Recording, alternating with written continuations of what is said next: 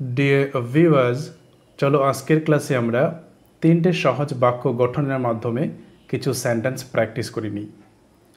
প্রথম সেন্টেন্স, বাংলায় আমরা যখন ব্যবহার করি কেউ ডাকলে বা কেউ বললে বলবে আমি বাড়ি নেই। আমি বাড়ি নেই সিম্পল একটি কনস্ট্রাকশন। কেউ ডাকলে, কেউ জিজ্ঞেস করলে, কেউ বললে তার জন্য আমরা ব্যবহার করতে পারি ইফ এনিওয়ান কলস, তাদেরকে বলবে। এবার কেউ ডাকলে ইফ এনিওয়ান কলস এই অংশ, তাদেরকে বলবে বা তাকে বলবে টেল দেম আমি বাড়ি নেই, I am not at home. If anyone calls tell them I am not at home. তাহলে বাড়ি থাকা সেই অবস্থায় আমরা প্রেপোজিশন অ্যাট ব্যবহার করতে পারি। এখানে লক্ষ্য করো আরেকটি ইউজেস, আমরা কেউ এই যে বাংলা শব্দ ব্যবহার করেছি সেই অর্থে আমরা ইংরেজিতে এনিওয়ান ব্যবহার করেছি। ইফ এনিওয়ান কলস, এটা থার্ড পারসন সিঙ্গুলার নম্বর হিসাবে ইউজ হয়েছে এনিওয়ান, সেই জন্য কলস হয়েছে, এস ফর্ম হয়েছে ভার্বের। তাকে বলো বা তাদেরকে বলো, সেখানে আমরা এনিওয়ানের প্রনাউন দেম ব্যবহার করছি। If anyone calls tell them, অর্থাৎ তাকে বা তাদেরকে বলো যে আমি বাড়ি নেই, I am not at home. পরের সেন্টেন্সে আমরা প্রথম পার্ট কি বলেছি, কেউ ডাকলে বলবে আমি বিকেলে আসব। তাহলে এটা শুধু প্র্যাকটিস করা, আমরা অলরেডি জেনে নিয়েছি কি হবে। If anyone calls tell them, তাদেরকে বলো I will be back in the evening, আমি সন্ধ্যায় ফিরব। তাহলে আমাদের প্র্যাকটিস করার ফ্রেজ হচ্ছে if anyone calls and then tell them বা টেল হিম। তাহলে এখানে দেমের পরিবর্তে হিম কখন হবে আমরা পরের এক্সাম্পল একটু দেখে নিই। পরের একটা এক্সাম্পল নিচ্ছি, যেমন সে যদি ডাকে। আমরা আগের সেন্টেন্সগুলিতে বলেছি কেউ ডাকলে, এখন উল্লেখ করে বলছি যে সে যদি ডাকে, ইফ হি কলস, বা সে যদি আমাকে ডাকে ইফ হি কলস মি। আগের সেন্টেন্সগুলিতে যেমন যদি আমাকে ডাকে, এই যে মি এখানে অবজেক্ট ব্যবহার করেছি সেটা উল্লেখ করিনি, কিন্তু এই সেন্টেন্সে আমরা এভাবেও ব্যবহার করতে পারি ইফ হি কলস মি, যদি সে আমায় ডাকে টেল হিম, তখন কিন্তু তাকে বলো টেল হিম। এখানে কিন্তু আমরা দেম ব্যবহার করিনি, কারণ এখানে সাবজেক্ট হি ব্যবহার করেছি, এনিওয়ান ব্যবহার করিনি।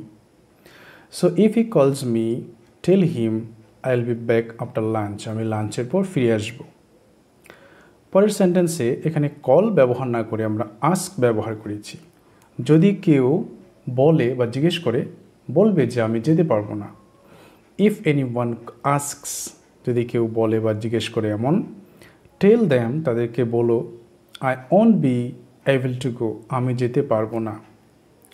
উড নট বি এবল, কোনো কিছু করার সামর্থ্য না থাকলে would not be able to plus verb, যেমন আমি কাজটি করতে পারবো না, I wouldn't be able to do the work, আমি সেখানে যেতে পারবো না, I wouldn't be able to, I won't be able to go দে।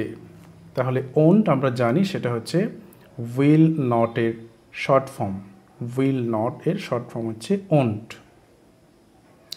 এখানে এনিওয়ান ব্যবহার করেছি এবং তার প্রনাউন দেম ব্যবহার করেছি। তাহলে পরের সেন্টেন্স কনস্ট্রাকশনে আমরা একটু প্র্যাকটিস করে নিই একটা কোয়েশ্চেন সেন্টেন্স। যেমন এটা জেনে তুমি কি করবে, তাহলে এই যে তুমি কি করবে এই অংশটা আমরা প্র্যাকটিস করব।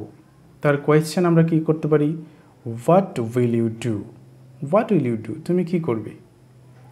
এবার বলছে এটা জেনে, knowing that, what will you do knowing that. আমরা এখানে এটা জানার পর তুমি কি করবে সেই অর্থে আফটার ব্যবহার করতে পারি, what will you do after knowing that, এটা জেনে তুমি কি করবে। 5 বছর পর তুমি কি করবে, what will you do after 5 years। দেখো গঠনের দিক থেকে খুবই সিম্পল এই সেন্টেন্সগুলি। WH word, then helping verb, will যেহেতু ফিউচার সেন্স রয়েছে, করবে, যাবে, খাবে, দেখবে এমন, shall will plus subject, he থাকলে হি, ইউ থাকলে ইউ, সে থাকলে সে এমন, হোয়াট উইল ইউ ডু করা অর্থে, অ্যান্ড দেন বাকি অংশ। তাহলে কনস্ট্রাকশন খুবই সহজ, কিন্তু আমাদের প্র্যাকটিস রেগুলার করতে হবে, রেগুলার প্র্যাকটিস করতে হবে। পরের সেন্টেন্স লক্ষ্য করো কী রয়েছে, এটা শেখার পর তুমি কি করবে? What will you do after learning that? What will you do after learning that? এবার দেখো 3 নম্বর সেন্টেন্স কনস্ট্রাকশন আমরা একটু প্র্যাকটিস করি। আমরা অনেক সময়ই বাংলায় ব্যবহার করে থাকি নামেই, শুধু নামেই। যেমন সে শুধু নামেই বন্ধু, অর্থাৎ কাজের বন্ধু নয় বা প্রকৃত বন্ধু নয়, সে শুধু নামেই বন্ধু।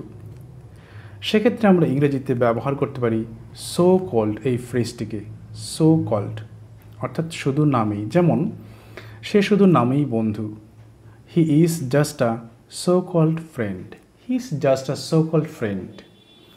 তাহলে শুধুর জন্য আমরা এই আসলে জাস্ট শব্দটিকে ব্যবহার করতে পারি। যেমন পরের সেন্টেন্স, সে শুধু নামেই ভদ্রলোক, he is just a so called gentleman, he is just a so called gentleman. তাহলে শুধু নামেই সেটা বোঝাতে চাইলে জাস্ট আ সো কল্ড ব্যবহার করতে পারি। আর সে নামেই বন্ধু, অর্থাৎ শুধু শব্দটাকে যুক্ত না করলে আমরা জাস্ট শব্দটাকে এখানে যুক্ত না করতে পারি। আমরা বলবো he is a so called gentleman, সে নামেই জেন্টলম্যান, নামেই ভদ্রলোক। তাহলে শুধু শব্দটাকে যুক্ত করলে আমরা এখানে জাস্ট শব্দটাকে যুক্ত করব। আরও দু একটা এক্সাম্পল আমরা একটু প্র্যাকটিস করি। শব্দগুলিকে বা শব্দগুচ্ছগুলিকে কিন্তু আমাদের মনে রেখে রেখে অভ্যেস করতে হবে। দান করার নামে তারা মানুষকে লুটছে। এখানে তারা বলতে একটা চ্যারিটি হাউস বা চ্যারিটি গ্রুপ বা এনজিও এমন। দিস সো কল চ্যারিটি, অর্থাৎ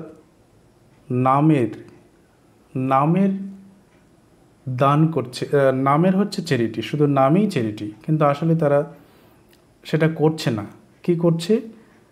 তারা লুট করছে মানুষকে। তাহলে this so call charity has rob thousands of poor people of their money, তাদের টাকা, হাজার হাজার লোকের টাকা দানের নামে তারা লুট করছে। তাহলে সেই চ্যারিটিটা শুধু নামেই চ্যারিটি, এই অর্থে আমরা দিস সো কল চ্যারিটি বলছি এখানে, this so call friend, so call charity এমন। পরের সেন্টেন্স যেমন শুধু নামের এক্সপার্টরা বলতে পারছে না যে ভুলটা কোথায়, শুধু নামেই যারা expert, the so called experts couldn't tell us, বলতে পারেনি what the wrong was, ভুলটা কোথায় ছিল। তাহলে শুধু নামেই মাত্র এক্সপার্ট, ওরা কাজের এক্সপার্ট নয়, এই অর্থে আমরা সেন্টেন্সটিকে ব্যবহার করেছি। দ্য সো কল্ড এক্সপার্ট, বলা হচ্ছে এক্সপার্ট, আসলে এক্সপার্ট নয়। The so called expert couldn't tell us what the wrong was, কোনটা ভুল ছিল সেটা বলতে পারেনি। তাহলে আমরা 3টে সেন্টেন্স কনস্ট্রাকশন দিয়ে কিছু সেন্টেন্স প্র্যাকটিস করেছি। আসলে সেটা সহজ হোক কিংবা কঠিন তা বিষয় নয়, বিষয় হচ্ছে বিভিন্ন বিষয়গুলিকে নিয়ে প্রতিনিয়ত রেগুলারলি প্র্যাকটিস করা। তাহলে আমরা অনায়াসেই নিজের অজান্তেই কথা বলা শিখে ফেলতে পারবো। তাহলে আজকের ক্লাস আমরা এই পর্যন্তই রাখছি। Keep watching and practicing regularly, and thank you for watching the lesson.